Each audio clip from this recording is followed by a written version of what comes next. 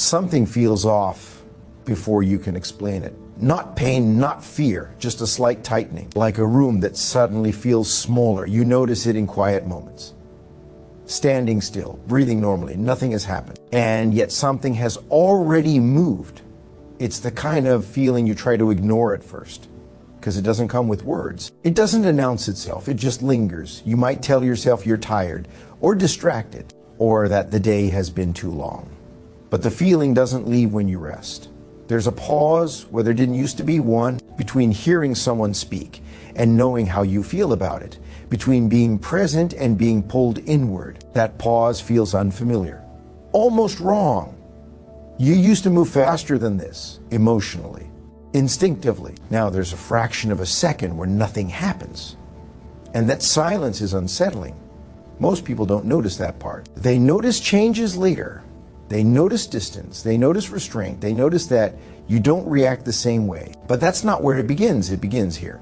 In the quiet delay, there's a heaviness that doesn't come from sadness. It comes from accumulation. Too many moments where you stayed open when something in you wanted to close. Too many conversations where you absorbed more than you released. Too many times you felt the emotional temperature of a room before anyone else noticed it was cold. You learned early how to sense what wasn't said, how to adjust yourself to it.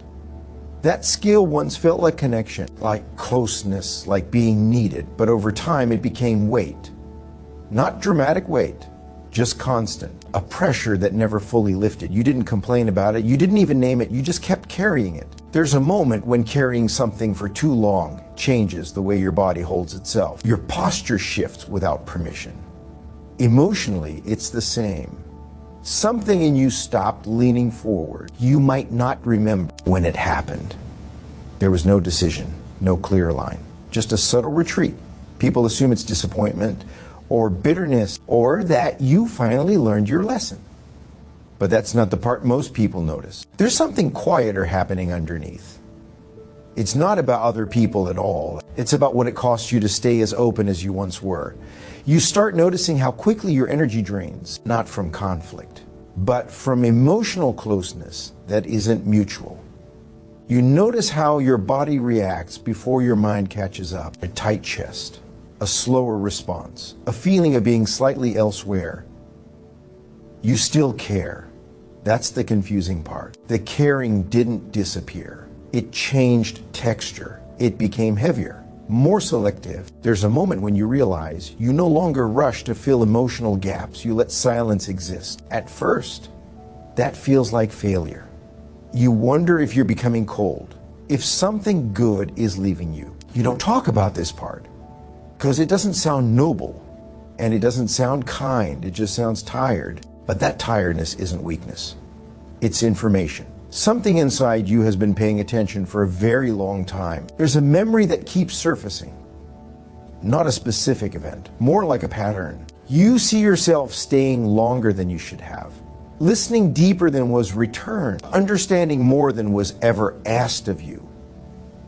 You weren't trying to be selfless, you were trying to be connected. But connection, when it only flows one way, quietly empties the one holding the door open. You don't stop caring because someone hurt you. You stop because your nervous system learned that caring without protection comes with a cost you can no longer pay. But that's not the realization yet, not fully.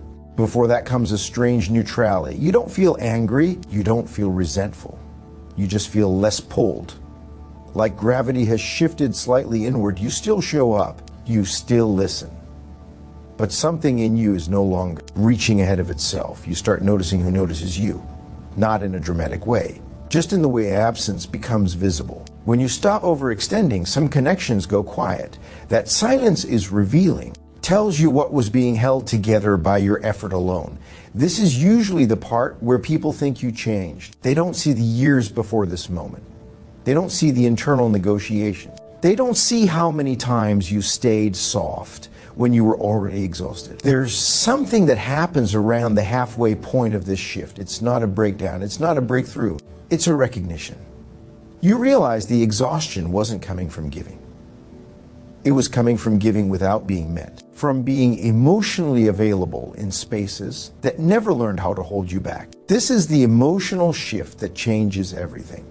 Not because you decide to protect yourself, but because your system stops offering itself automatically. You begin to feel the difference between empathy and self-erasure. You notice how often you disappeared in order to keep others comfortable. You don't judge that version of yourself. You finally see it clearly. You understand that your depth was never meant to be everywhere. It was meant to be shared, and sharing requires receiving. This awareness doesn't arrive loudly.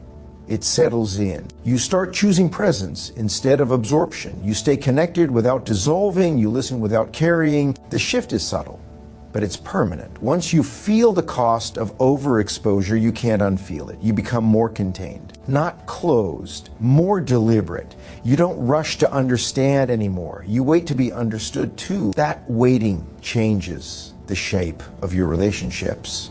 Some deepen, others fall away quietly. There's grief in that, but it's clean grief, not the exhausting kind. You stop explaining yourself to people who benefited from your silence. You stop translating your inner world. For those who never learned the language, this doesn't make you harder. It makes you clearer. Your empathy becomes grounded. It has edges now, not sharp ones, defined ones. You can feel when something isn't yours to carry, and you let it pass through. This is where the fatigue lifts slightly. Not because life becomes easier, but because you are no longer leaking energy through unconscious openings. The emotional shift isn't about withdrawal. It's about alignment. You are still sensitive, still perceptive, but you are no longer porous everywhere. You recognize yourself again in the quiet moments. That initial discomfort now feels like stability. The pause that once unsettled you now feels like space. And in that space, you remain intact.